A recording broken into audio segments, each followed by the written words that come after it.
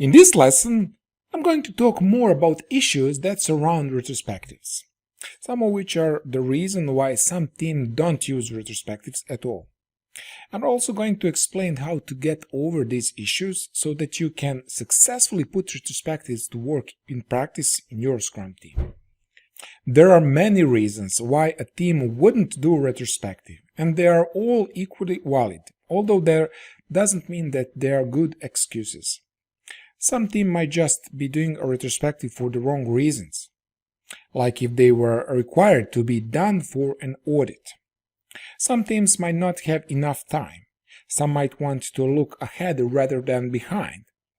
Others don't want to talk about themselves, whether others could be simply burned out and just don't want to think about the product development anymore. One of the main blockers to implement retrospective properly is that the team does not feel it is safe for them to participate.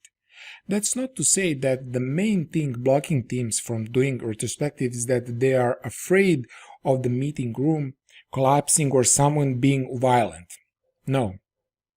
It means that they don't feel emotionally or professionally safe.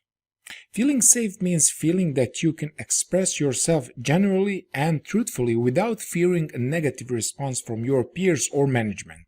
It is the ability to communicate openly with your teammates by knowing that you will be heard and that you will be supported by them regardless of what you have to say. Okay, so that might be difficult to picture if this concept is new to you. So here is an example. One developer, let's call him John, in your team is working on a new software product. They are all in a daily Scrum talking about what was done previous day, what is planned to be done that day, and what their blockers are. John had been unproductive for last few days because he was feeling burned out from working too much and had difficulty gathering the will to contribute to the product development.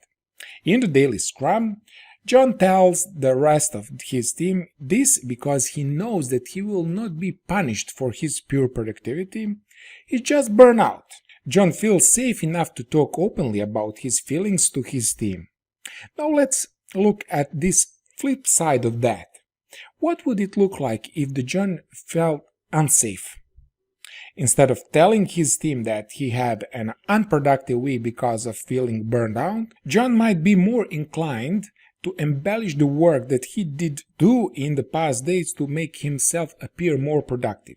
He might, for example, go into unnecessary amount of detail on the research that he did into specific software tool set, as opposed to saying that his issues were about being burned out. This would be an indicator that John is feeling unsafe in his work environment and that he doesn't feel that he can express himself completely. Now, Pamela is a product owner on the software team building a mobile app.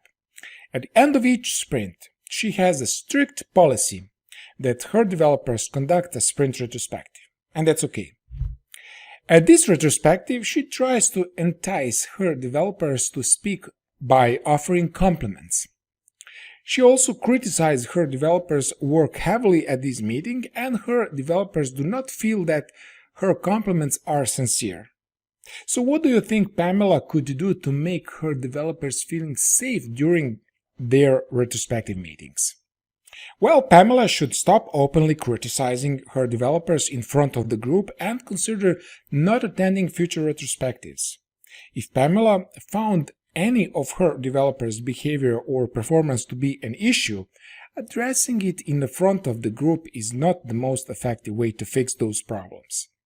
Retrospective is a way to reflect on what the team has done and to make the appropriate changes going forward.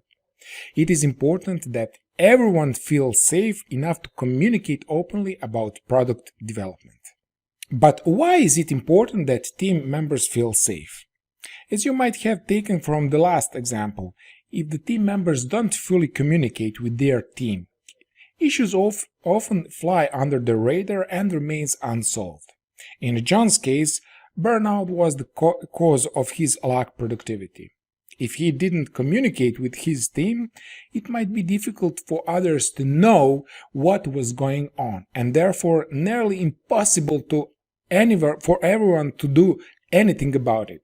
So not only would John be miserable, his productivity would likely sink lower still, and the product development would suffer. How then you ensure that your team feels safe? So you must create a safe environment in which your developers can work. There are a lot of organizations out there with similar techniques for achieving this. Let's cover a few of the big ones. First of all, let your team knows that you intend to encourage such environment. Tell them you want to encourage a culture of open communication that doesn't front up the generation of new ideas or perspectives. Everyone on your team is going to have an opinion, and everyone must have the right to express that opinion so long as it isn't harmful to other group members or a functional team culture in general. Make sure that you show your appreciation for your contributions. It's not always easy to express yourself in a group setting. Without feedback, it can be difficult to know whether your input is appreciated or not. And worse still is that without feedback, many people assume that their input isn't appreciated. This is why it's important to show appreciation for contributions. That's not to say that you have to agree with everything everyone says. It's just that the people need to know that their contributions are valuable. Now, one way to do this is to directly tell each person that their input is appreciated. However, this can sometimes come off insincere if done improperly. What often more effective is encourage feedback on your perspective and ideas, as well as offering feedback on others. And a great way to show appreciation for someone's idea is to build ideas off of it, and then attribute the original idea back to the person who originally thought of it. This not only gives validity to the idea, but also affirms the person who thought of this idea.